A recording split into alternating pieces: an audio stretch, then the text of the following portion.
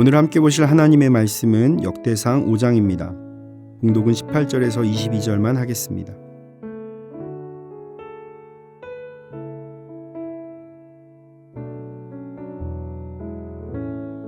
르우벤 자손과 갓사람과 므낫세 반지파에서 나가 싸울 만한 용사 곧 능히 방패와 칼을 들며 활을 당겨 싸움에 익숙한 자는 44,760명이라.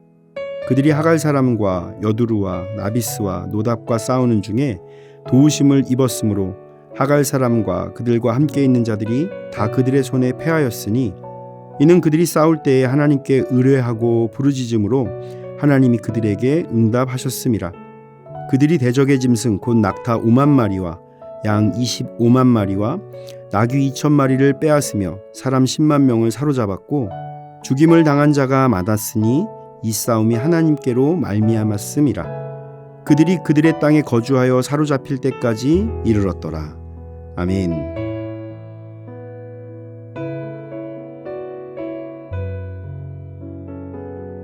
역대상 5장은 이스라엘 족속인 르우벤과 갓 그리고 므낫세 반지파의 역사를 다룹니다.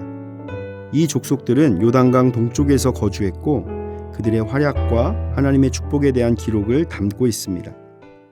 오늘 우리가 함께 읽은 본문은 요단 동편 지파인 르우벤 자손, 갓사람, 므낫세 반지파의 연합군과 하갈 연합군 사이에 일어났던 전쟁에 관한 내용을 기록하고 있습니다. 이 기사는 전쟁의 승리가 하나님께로 말미암았다고 기록하였습니다.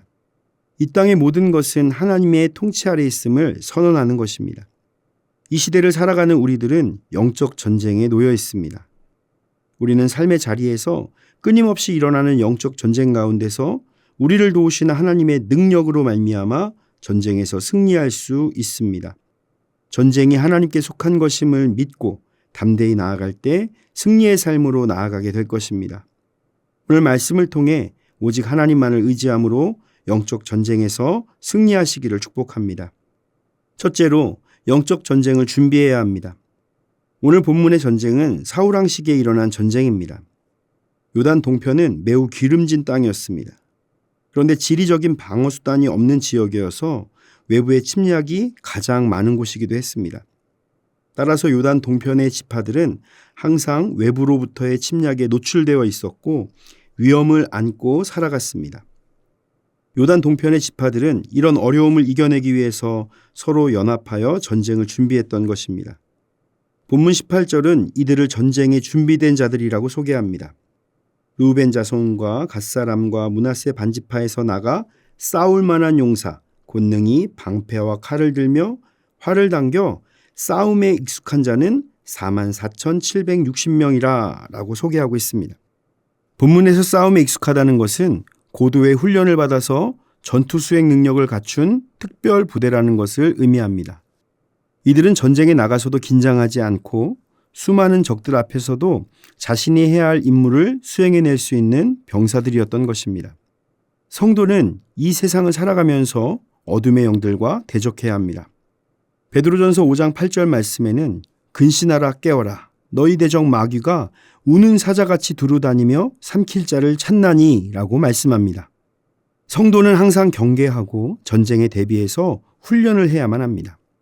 우리가 어둠의 영들과 대적하기 위해서는 한마음으로 연합하여 기도와 말씀으로 무장해야 합니다. 우리가 하나님의 뜻 가운데 한마음으로 기도할 때 모든 어둠의 저주가 사라지고 어둠의 사슬이 끊어지고 막혔던 벽이 무너지는 역사가 일어나게 됩니다. 이 모든 것을 위해서 우리는 날마다 말씀과 기도로 무장하고 영적 전쟁을 준비해야 합니다. 우리나라의 인물들 중에서 가장 위대한 장군을 꼽으라고 한다면 거의 대부분 성웅 이순신을 꼽습니다. 이순신 장군의 3대 대첩이 있습니다. 한산도 대첩, 명량 대첩, 노량 대첩입니다. 많은 사람들이 이 중에서 가장 많이 알고 기억하는 것은 명량 대첩입니다. 명량이라는 영화로도 제작되어서 1761만 명이라는 관객이 본 우리나라 역대 1위의 영화가 되기도 했습니다. 사람들이 이 명량 대첩을 가장 많이 기억하는 이유는 12척이라는 군함으로 333척의 왜군을 물리치고 승리했기 때문입니다. 최악의 상황에서 극적으로 승리했던 것이 가장 큰 이유가 되는 것입니다. 그런데 실제로 이순신 장군의 전투는 항상 우세한 전력을 유지하며 흩어져 있는 적을 기습하는 전략을 통해 승리했다라고 합니다. 그래서 우리는 전쟁이라는 것이 꼭 역전승으로 일어나지 않도록 만반의 준비를 해야 합니다. 승리할 만한 위치에서 승리할 조건을 두루 갖추었을 때 이기는 것이 바로 전쟁입니다. 약할 때 전쟁하면 백전백패하고 마는 것입니다. 우리의 신앙생활은 전쟁이라고 했습니다. 신앙생활은 마귀와의 끊임없는 전쟁입니다. 이 전쟁에서 이기려면 약한 모습으로 나아가서 천신만고 끝에 승리한다는 식으로 접근해서는 안 됩니다. 우리가 기도와 말씀으로 철저히 무장하고 강한 모습으로 마귀와 대적하여 확실한 승리를 거두어야만 하는 것입니다. 그러기 위해서 우리는 영적 전쟁을 준비하며 기도와 말씀으로 무장해야만 합니다. 우리가 이렇게 무장되었을 때 하나님의 능력 안에서 승리하게 될 것입니다. 둘째로, 전쟁은 하나님께 속한 것입니다. 요단 동편의 지파들은 전쟁 가운데 잘 준비되어서 나아갔습니다. 그러나 그들에게 준비보다 더 중요한 승리의 요인이 있었습니다. 그것은 바로 하나님께 부르짖고 도움을 구한 것입니다. 본문 20절 중반을 보면 이는 그들이 싸울 때에 하나님께 의뢰하고 부르짖음으로 하나님이 그들에게 응답하셨음이라 라고 기록하고 있습니다. 하나님께서 그들의 기도에 응답하시자 승리하게 된 것입니다. 그래서 역대 기자는 22절에 이 싸움이 하나님께로 말미암았음이라 라고 고백하는 것입니다. 요단 동편 지파의 연합군은 44,760명이었고 하갈 연합군은 10만 명이 넘었습니다. 이들은 이 전쟁은 하나님이 도움이 없이는 이길 수 없음을 알았고 역시나 하나님의 도우심으로 승리한 것입니다. 성경 속에서 하나님을 만군의 여호와라고 부릅니다. 하나님은 전쟁에 능하신 분입니다. 최고의 전술가이시며 가장 강한 능력을 가지신 분입니다.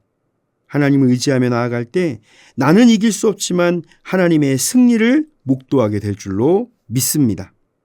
사랑하는 성도 여러분, 우리의 삶의 자리에서 매일같이 영적 전쟁을 치르며 나아가게 됩니다. 때로는 아주 작은 유혹을 겪기도 하고 때로는 신앙의 뿌리를 뒤흔드는 어려움을 겪기도 합니다. 그럴 때마다 만군의 여호와 하나님을 의지하시기 바랍니다. 주님을 의지할 때 승리의 영광이 우리에게 임하게 될 줄로 믿습니다. 날마다 기도와 말씀으로 무장하고 하나님의 능력 안에서 승리의 기쁨을 누리는 삶이 되시기를 예수님의 이름으로 축원을 드립니다. 다 함께 기도하겠습니다.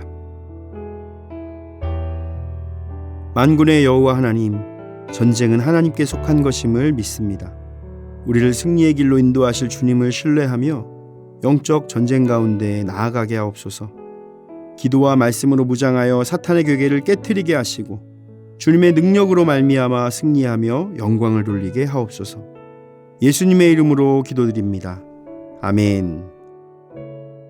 하늘에 계신 우리 아버지, 아버지의 이름을 거룩하게 하시며 아버지의 나라가 오게 하시며 아버지의 뜻이 하늘에서와 같이 땅에서도 이루어지게 하소서. 오늘 우리에게 일용할 양식을 주시고 우리가 우리에게 잘못한 사람을 용서하여 준 것 같이 우리의 죄를 용서하여 주시고 우리를 시험에 빠지지 않게 하시고 악에서 구하소서. 나라와 권능과 영광이 영원히 아버지의 것입니다. 아멘.